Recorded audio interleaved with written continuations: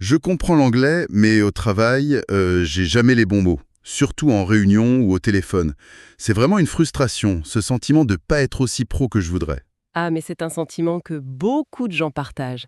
Et la solution, en fait, c'est pas d'apprendre tout le dictionnaire. Ouf, L'objectif aujourd'hui, c'est vraiment de se concentrer sur l'essentiel, le vocabulaire et les phrases qui font, on va dire, 80% de l'impact professionnel.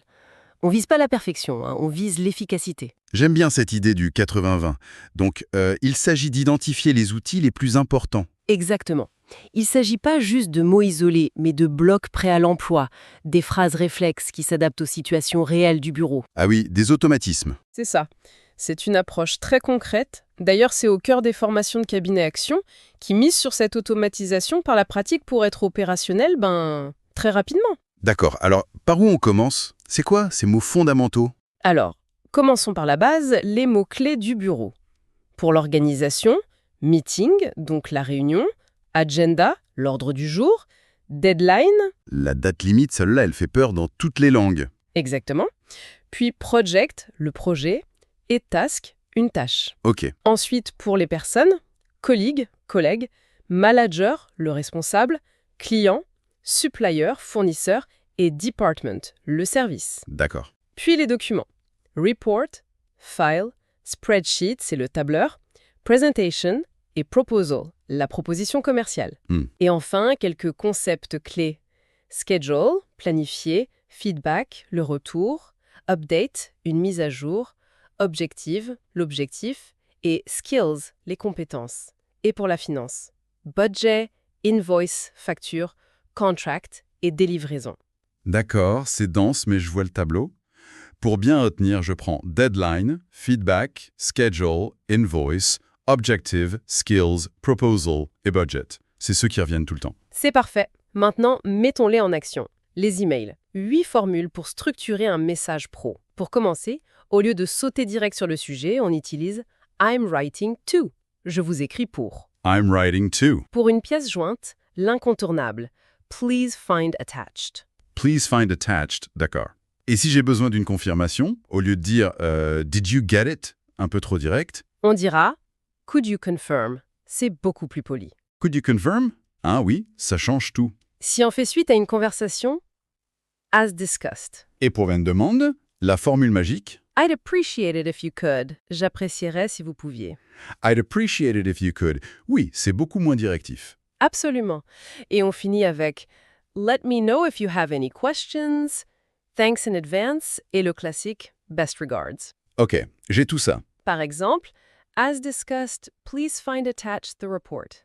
Ou encore I'd appreciate it if you could send me the invoice. Simple, efficace. C'est clair. Mon autre bête noire, ce sont les réunions. Le moment où mon cerveau, il se met en pause. Le secret, là aussi, c'est d'avoir des phrases pour reprendre le contrôle. Pour démarrer, let's get started.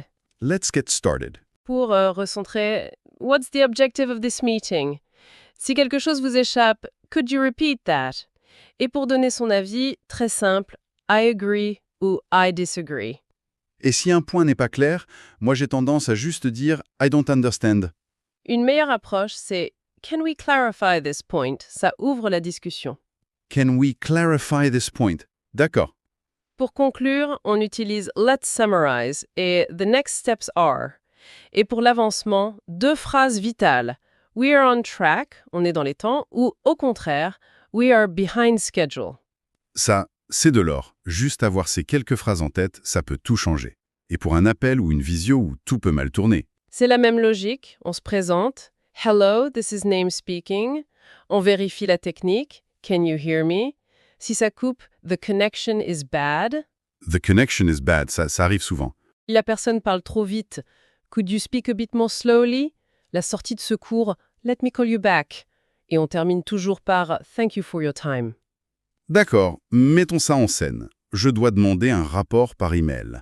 Ma version simple serait Hi, I need the report. Un peu sec, non? C'est fonctionnel, mais oui, un peu sec. Essayons de rendre ça plus pro avec nos blocs.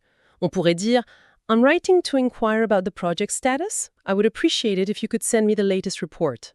On sent la différence. Totalement. C'est plus respectueux, plus précis. Scène 2.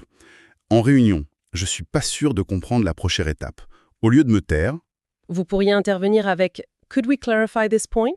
I want to be sure about the objective. What are the next steps? Et là, on passe de passif à proactif. parfait.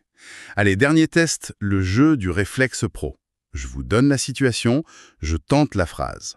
Démarrer la réunion. Allez-y. Let's get started. Bien. Demandez une pièce jointe.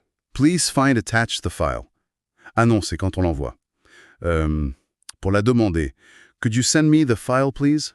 Très bien. La connexion est mauvaise en visio. The connection is bad. Let me call you back. Parfait. Résumez les actions à la fin d'une réunion. Let's summarize. The next steps are... Excellent. C'est exactement cette automatisation que des approches très pratiques, comme celle de Cabinet Action, permettent de développer. Ce ne sont plus des phrases apprises, ce sont des réflexes. Pour résumer, l'efficacité immédiate, en anglais pro, ça vient pas d'une connaissance encyclopédique, mais bien de la maîtrise de ces blocs de vocabulaire et de ces phrases réflexes. Pas besoin d'être bilingue pour être perçu comme professionnel. La clé, c'est la répétition dans des contextes réels. Merci d'avoir écouté cette analyse. Si vous souhaitez maîtriser le vocabulaire du travail en anglais et parler avec plus d'aisance en contexte professionnel, découvrez les formations efficaces de Cabinet Action sur cabinetaction.fr. À très bientôt pour une nouvelle discussion.